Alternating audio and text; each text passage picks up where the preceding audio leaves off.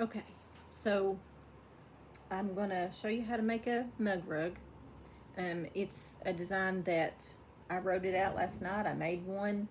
Um, I don't really claim it as my own, even though I wrote it. I'm sure there's a lot of people that have made them exactly the same way. It's just an easy, really easy thing to make that's really fast, and I can actually show you a few ways to use them. We'll do that in just a minute. But this is the hook that I use. It's a clover hook.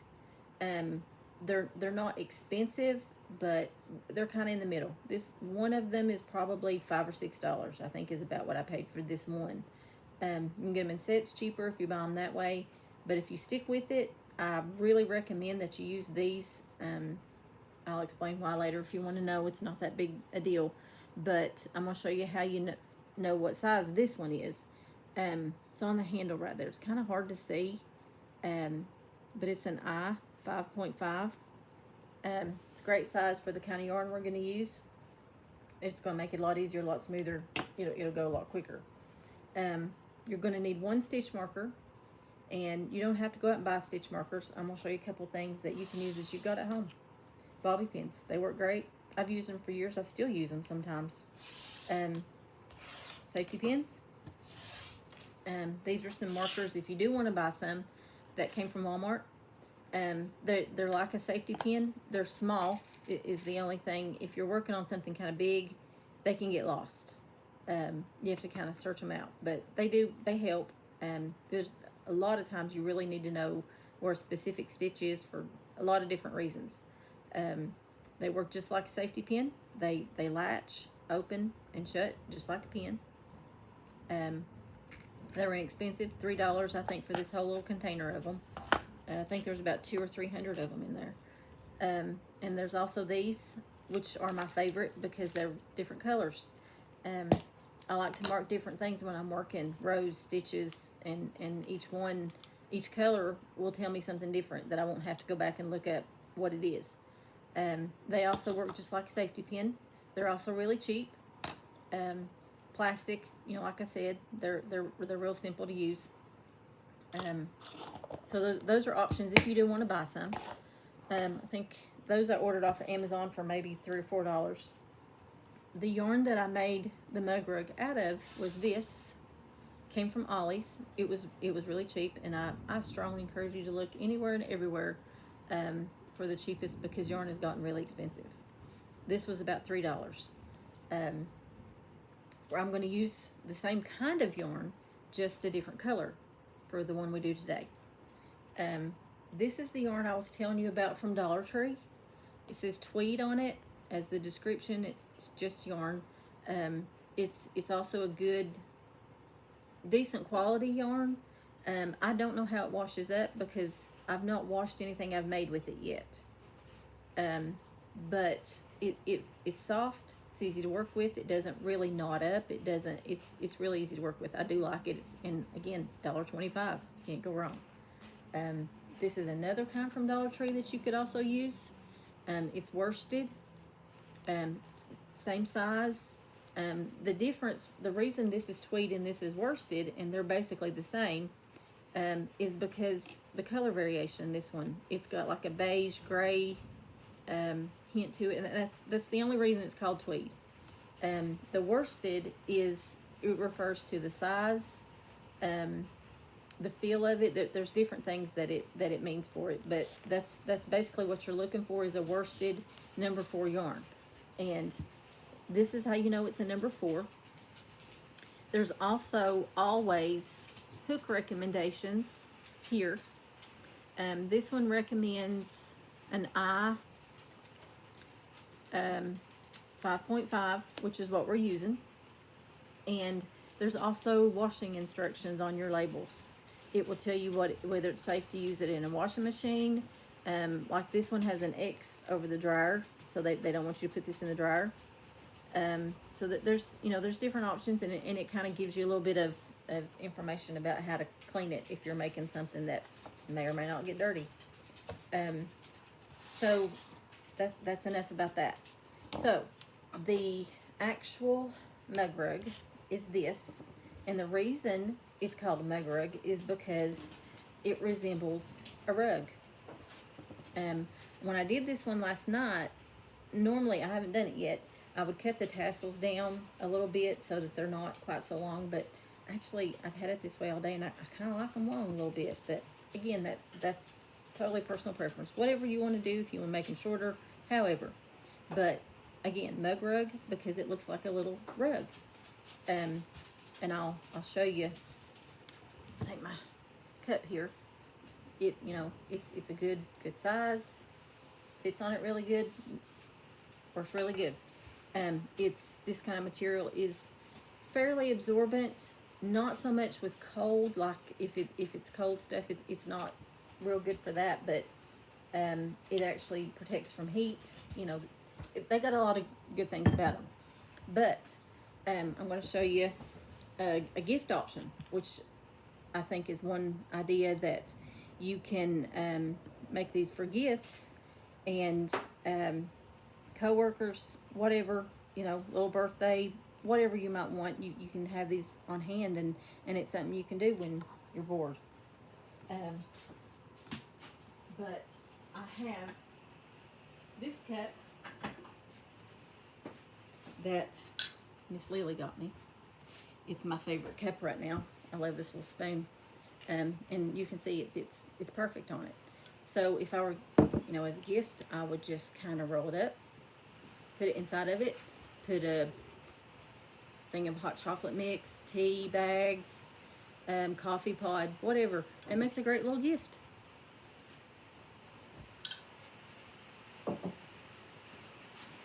So, we're going to get started. Your first, let me get myself a little more comfy here. So we're going to start with this, and it's starting to storm here, so you're probably going to hear thunder, rain, but that's okay. So we've got this little tail. Now I'm going to try to watch and make sure I keep myself, I'm going to pull it closer so that you can see my hands a little better. And we're just going to do, right now, it's just a basic slip knot where you loop it over. I'm sure you know how to do this. And you just pull the tail through and you got a loop there. That's what it looks like. You take your hook and you grab the long end, not the short end. Grab the long end, pull it tight. Pull it, well, snug, not really tight, just good and snug. And that's how you're going to start. That's how it's going to look. Now, me being left-handed, you're going to be facing me. So if you're going to hold your hand in your right hook, you're just going to pretend this is your right hand. And you're going to hold it and do exactly what I'm doing because you're facing me. So the way that I hold this, I hold my hook like this. And my yarn, I take it and it goes between my fingers like this. Kind of like I described you last night. The other people, they'll loop it through their fingers. And that's okay. It's whatever's comfortable for you and lets you get the amount of tension that you need without it being tight. And I'll show you why that's important as we go. So we're going to start with the chain. Now, what I do with this little tail piece here, it goes between my ring finger and my thumb. It keeps, and it will move as you go, as you keep working, and your chain gets longer. The part you hold is going to move up as well. You're not always going to hold on to this little tail. That's just when you're getting started. So this is what it looks like for me. I have the yarn through my fingers. I have the tail between my thumb and ring finger, and the hook is here. Now, I always tell people, a lot of people want to do this. They want to work the yarn. I don't recommend that. For one thing, it's uncomfortable to me. This is the hand I like to work with, and the hook needs to do the work. So let's let the hook do the work. So you're going to go in, you're going to wrap it around and pick up your yarn. It's going to look like that, and you're just going to pull it backwards through that hole. That's one chain. This is what it looks like with one chain on there. I'm going to do that several times so that you can see it several more times. I'll do it from different angles. You're going to do 21 chains. Real important to count. Count as you go. So that's one. So let me see if I can get a different angle here for you. You're going to pick up your yarn and just kind of twist. You see a twist in motion there? I always kind of twist this little part here, this little hook part, down towards this little part here, like what makes a V, sort of. It's a little easier to pull it through right there. So I always twist it down and just pull that through. So that's 2. And we're going to do that again. Again, I'm going to try to give you a few different angles. We've got the pick it up, pull it through, and again I twisted it so that it's down at the bottom like this, and just pull it through. You want to try to keep each stitch the same size. So we have 3 on here right now, and you can see that they're pretty much the same size. There's no big holes, there's no big gaps, and that's what you want to keep. You want to keep them consistently as close as you can to the same size. You don't want any of them tighter or smaller, and not bigger. So you want to try to keep them as close to the same size as you can. If you feel like it's not doing that, by all means, just pull your hook out and pull them all out and start it all over again. You're going to have to do that a lot. Unfortunately, that's just part of it, especially in the learning. I still do it. I've been crocheting 40 plus years, and I still have to. You hear me talk about it all the time, how I have to take things apart. So one more thing about your yarn, always pull out a good amount of working yarn. And see what I just did? You're going to have that a lot too. I didn't talk about pulling, like I like to pull from the middle. And sometimes it's hard to find that little tail in the center, and that's okay if you don't want to fool with that. There's always a little tail that's on the outside, and it will just unwrap from around the outside of it. That's fine if you want to do it that way. I will say that I highly recommend, because I know you have animals like I do, that you put this, if you pull it from the outside especially, put it like in a Walmart bag and tie it in the bag, and that keeps hair and keeps it from getting dirty. Because it's going to roll around on you more pulling it from the outside than it does pulling it from the center. So I'm getting this little bit of yarn vomit. I actually said that wrong. Yarn vomit, which is what that's technically called, out from the middle. So I've pulled out some to work with here, because you don't want this getting tight, and it makes it harder to make these stitches even. So as I said, I started out holding this. I'm now moving up. You kind of want to hold closer to your hook. Kind of keeps things in place and lets you go. But I've done 3, so I'm going to do the rest of them. So that's 4, 5, and it's the same process.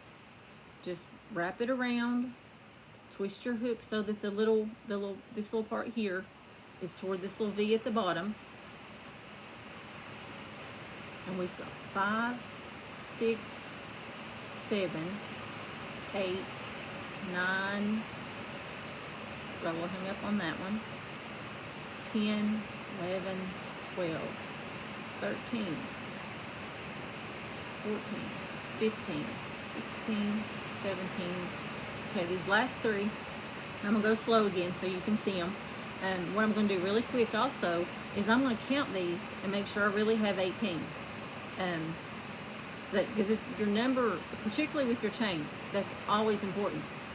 So it's 1, 2, and when I'm counting, I'm going to show you.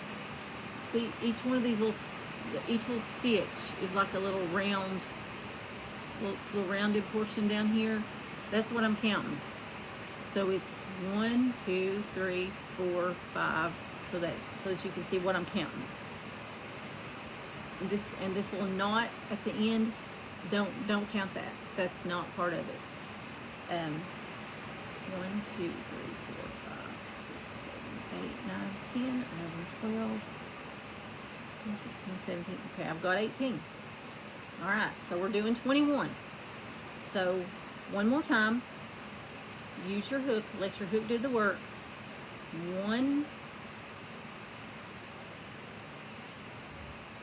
I apologize for that, 2, 3.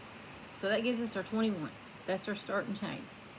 Now in the next row, we're going to be doing 20 single crochets. And there's a reason that you have 21 chains. That last little chain, and I'm going to use terms that Lily used when I was showing her. It's what makes it grow. It gives you that edge. It's hard to see it on this one because I've put the tassels on it, but it lets you have the straight edge, straight up and down. It's not going to veer in on you or veer out on you. It's going to keep you straight up and down. So it takes up that space and raises you up to the next level. So what you're going to do, like I showed you here, the stitches. This is the first stitch right beside the hook. This was the last one we did. That was 21. This one down here, right below it, that's the second chain from the hook. This is the first one. This is the second one. So what you're going to do to go in that is you're going to hold it like, ring finger and thumb. Just kind of pull it out here. Pick your yarn back up, and you're going to go into that second chain from the hook. So this, like I said, this is the first one here. This is the second one right here. So you're just going to go in there and pick up that. Just stick your hook through there in the first hole. It's gonna, you can see there's like 3 strands right there together that make up the stitch, but you only need the top one right now. So you're just gonna go in that top one and make sure you consistently, all the way across, go in that same top one. Don't let it twist on you and start working on the wrong side, because then you're gonna kind of have a mess. So we're going to do basically the same thing. The only difference is we're going into this first. We're going to pick up our yarn, pull it back through that. So now you can see we've got 2. We have 2 of them on there. We're going to wrap again and pull it through both of them. That is your first single crochet. This, let me see if I can turn it around here so that you can see. This is what it looks like. And when in the pattern, I tell you to make sure you mark that stitch. I'm going to show you how to mark it. So kind of just take your hook and put it over here. This is the stitch that you made. It's two pieces here. There's one on this side and one, on this side. So I'm going to use a bobby pin just because it's right here. So you're going to take your bobby pin, if that's what you're using, and you're going to pick up, go back to this stitch. It's got this side and this side, and you're going to go in, pick it up here, and go under and pick it up on the other side. That's the whole stitch. Just push it through, let it hang there. That is so that you know where to stop or where to start. So that's one. Now we're going to continue on down until we have 20 at the end of this row. And again, I'm going to try to do it slow and try to give you a few different angles so that it makes sense. With me looking at it, this is what it looks like. This chain, doing it on this chain is going to look different. This is the only row that's going to look this way. Once you get past working on this chain, it's going to be way, way easier. I always tell everybody, doing your very first row after the chain is the hardest. Once you're past that, you're good to go. So keep your tension pretty good on your hook. Don't let it be flopping. Don't let it look like this. At no point do you want it to ever be like that. You want to keep it, keep it pulled a little bit taut with your fingers here so that it moves back and forth easy, but it's still good and snug on that hook. So you're going to go into this hole, which is the very next stitch, See, this is the stitch we just made right here. This is the next hole. We're going to go in there and pick that up the same way. So we've got the 2 on there. We're going to wrap it, pull it through the first one, only the first one. So we've got 2. Then we're going to wrap it and pull it through both of them. That's your second one made. So we're going to do that again. Let's see if I can do it from this side. Maybe you can see a little bit better. So this is from, I guess you're looking at it from how you maybe be looking at it, watching, if you were sitting in front of me watching. So you're going into this top little hole right there, if that helps. And again, wrap your yarn, pull it through just the first one. You've got 2. Wrap it, pull it through both of them. That's 3 stitches made. This is what it should be looking like.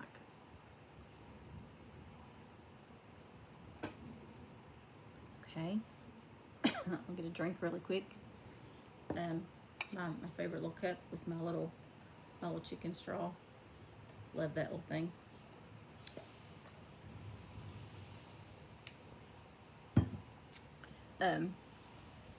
So I'm gonna try to go slow. Even though, you know, this will go very quickly for you once you get used to it. But again, let me see if I can stand up maybe and give you a little different angle so that you can see it better. So we're gonna go into, it's basically splitting it. It's like this is a stitch, this is the top, this is the bottom. We're gonna split it and just pick up that top loop. Wrap it around, pull it through, and you've got 2. Wrap it, pull it through both. And that's your stitch done. So I'll sit back down here and see if we can get these done. And basically we're just doing the same thing. And I should have used a different color so that you could see it better. If that's a problem, let me know, and I'll do it again with a different color yarn. That might make a difference. But while I'm doing this, I'm going to tell you about a yarn that I really want you to stay away from for a good long time, because it's really hard to see when you're working with it. Is black. It's hard to see the stitches. I don't recommend, really, I don't like working with black. Because it's really hard to see the stitches. You have to have really good lighting. It's a tough color to work with, but it's, you know, with me, it's one of my favorite colors. So again, I'm just going through this little top loop, wrap, pull, wrap, pull again. Stitch is done. This is pretty simple. This is a single crochet, and when I wrote the pattern, I actually wrote out single crochet, but I put the abbreviation with it, which is SC, so that when you look at other patterns, you'll recognize what SC means. It's going to help you learn that code or learn that other language. So I'm just going to work through these a little bit quicker till I get to the end and show you how to finish this row off. It's not much different than what we've been doing. I'm not counting right now, but I'm pretty confident that I haven't missed any stitches or dropped anything. But I do highly, again, make sure you always keep you a good tail pulled through.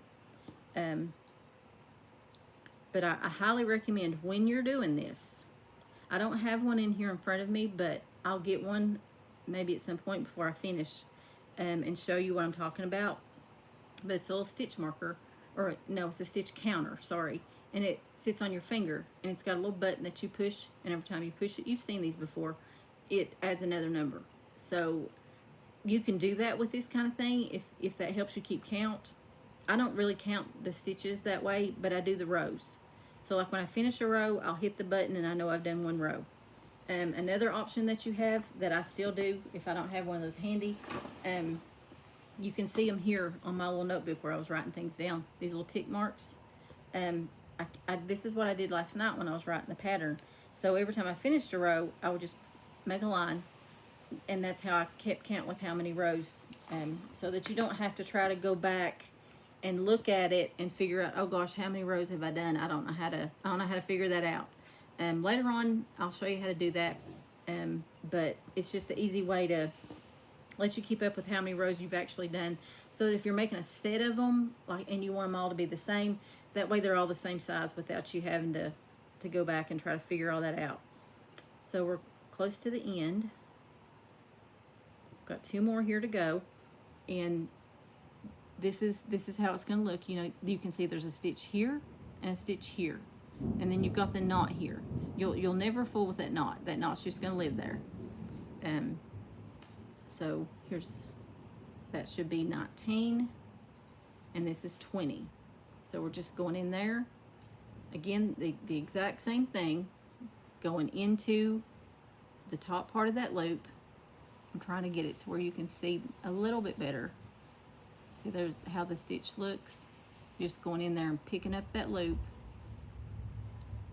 wrapping. We've got 2, wrapping, finished. Okay, that's 1 row finished, first row done. We only have to do 18 rows. Now, the way you're going to finish this row, just like we did over here, we had that extra chain. We're going to do the same thing over here. We're going to chain 1. And the reason you do that, you can see it actually raises you up. It's going to take you up so that you're ready to work on the next level. After you've done the chain 1, make your little tick mark, you know, whatever, however you choose to count your rows. And this is what you're going to do. You're going to flip it around. Just turn it backwards. And now you're working in the other direction. And you're going to do exactly the same thing with one difference. Like I told you before, we were working in the chain row on that last row, so we were picking up 1 little loop. Now, in the rest of the rows, the whole rest of it, we're going to be working in the stitch and not in the chain row. So it's going to look just a little different. Now, I'm going to try to turn this around here so that you can see what I'm talking about. Get this out of the way. This is what it's going to look like. This is your loop, of course. This is the chain 1 you just made right here. This right here is your first stitch. It's like right below it. If you pull up a little bit on it, you can see that first. I'm going to turn it back the other way. I feel like you can see it better. Your loop here. Let me try something a little bit smaller, see if that helps. Your loop here. This is your chain 1 stitch right here. This is your first or last, I guess I should say, single crochet. This is the one that you're going to start working in, right at the base of that chain 1, right there. So what you're going to do is you're going to put your hook in there, and again, we're working in the opposite direction. I'm going to show you a little bit about holding it as you're going in this direction. And we started out holding this tail, then we held the chain, and then we kind of just, and I hold it pretty much the same way. You put your yarn, again, I do mine between my fingers. After I do that chain 1 and turn it around, I don't like how this little loop feels. That's not really important though, but what I do is I take my hook out and I put it in from the other side so that it's just more comfortable for me. That doesn't really matter though. It's not important. So again, we've got this. This is how it looks to us. Trying to figure the best way to show you how to go in this stitch. Because I've got this yarn in the way. So this is the chain here. This is the chain here right below the loop, and this is the stitch right here. You can see that there's two loops. I'm going in from the front side, like from facing me, going through both of them because that's the stitch. So you're going through both of those. And we're gonna do the same thing. Just pick up your yarn and hold it, pull it on your hook, you know, so that it's fairly comfortable. And I'm holding my material like this with the thumb and forefinger the same way. Wrap it, twist it down, pull it through both of those. Doing the same thing. We've got 2 on there. wrap it, pull it through both of those. Exact same thing, single crochet. And remember, we're going to mark this stitch. That was the first one we did. And it tells us where to stop and start. Now I've still got this one down here, which is going to tell us where to end. So I guess I was wrong. Maybe you should use two, so that you're not trying to pull this one out and put it up here. So grab you two of them, of whatever you want to use, and mark this one as well. Go through both loops just like we did in the beginning, and just push it through there. Let it hang there, and it shouldn't get in your way. So I'm going to pull out some more yarn here. I've got a little bit of a knot going on that I didn't know was in there, and I should have worked it out before I started, but it's okay, we'll roll with it.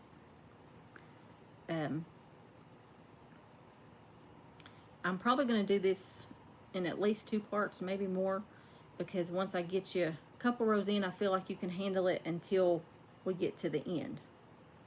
The end's very easy, so it's just finishing it off.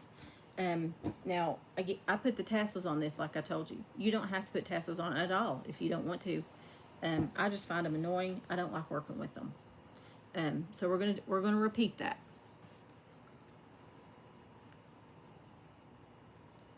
So this is your stitches, if you can see those. This is one, next one. So they basically consist of two lines. That right there. This side and this side together, that is one stitch. That's the top of a single crochet. That's what you're going to be working in. You'll be putting your hook through both of them and pulling a loop through. So that's what I'm going to do now. So I'm putting my hook through both of those two loops like I showed you. I'm picking it up, twisting it, pulling it through so that I have 2 on there. And that's my finished stitch. So I'm going to do just a few more, probably finish this row, and then you'll do all the rest of it exactly like that. Nothing will be any different.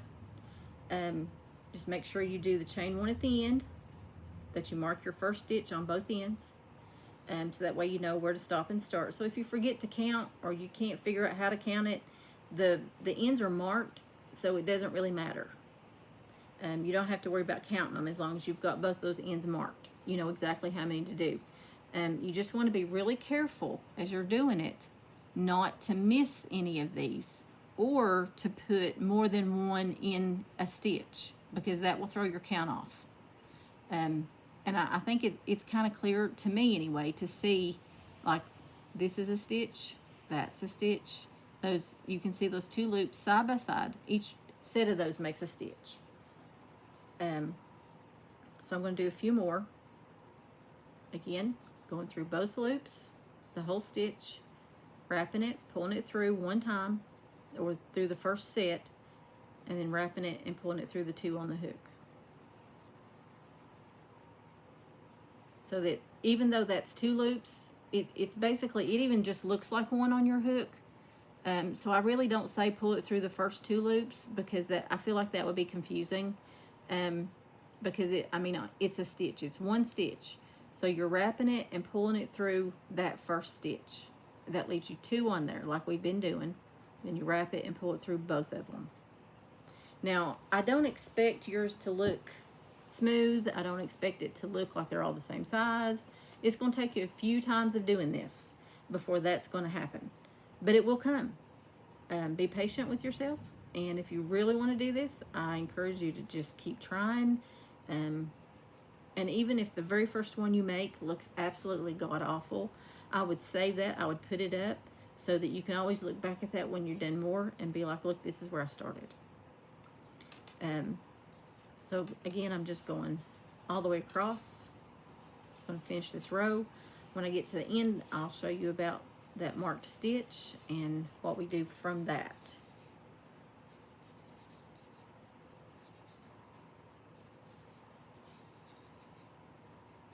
So yeah, the giraffe might have been a little bit much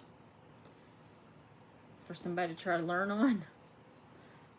When I saw that, I could not believe that that's sold as a beginner project, or for anybody, a child, adult, I don't care who it is, to try, because that's impossible. There's no way to learn that as your first project. So I'm down to the last 3.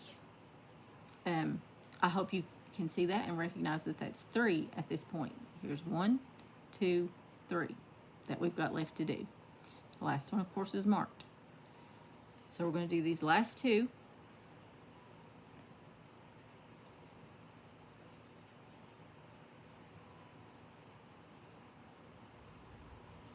Now, let's deal with this.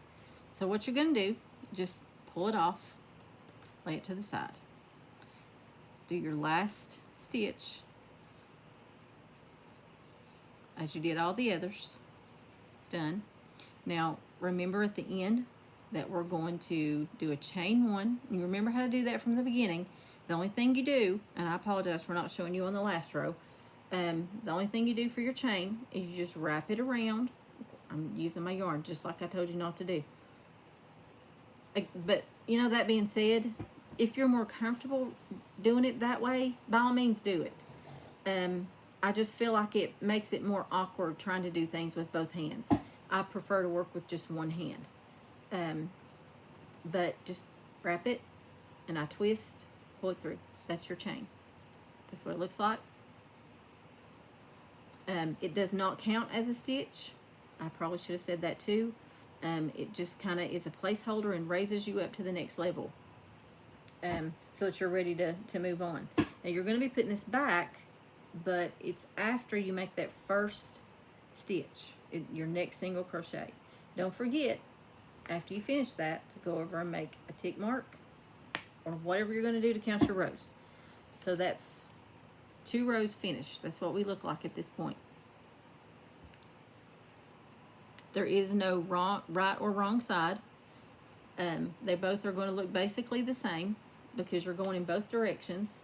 There's not going to be a right or wrong side on a project like this. So we've done the chain 1. The next thing is to just turn it around and start going in the other direction. I'm going to show you one more time how to locate that very first stitch. So this is the chain that we did right here. This is your first stitch. I feel like it's easy to recognize, but I'm trying to make it as clear for you as possible. This is the chain that we just did. This is the first stitch. You're going to go through both those 2 loops. So again, keep your yarn snuggish, not tight, because if you work it too tight, you can see I'm already starting to twist a little bit. That's because I do tend to crochet a little bit tighter than most people. But as you get further in the project, especially something like this, it just kind of flattens itself out. And if you have a big problem with it, just let me know and I'll tell you how to fix that. So I'm going to go into that first stitch, this one right here, like I showed you. And we're just going to do the same thing again. Went through both loops, picked them both up, twist it, pull it through those first 2, that first stitch, wrap it, pull it through. So that's what you're going to do all the way to the end. And don't forget to mark this first one that you just completed.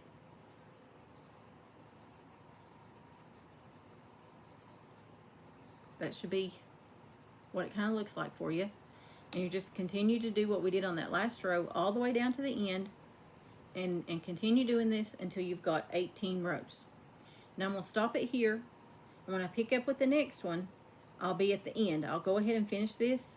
If you got any questions, message me, call me, video, whatever you need to do, I'll help you. I'll show you how to finish it off, and you'll have the square part.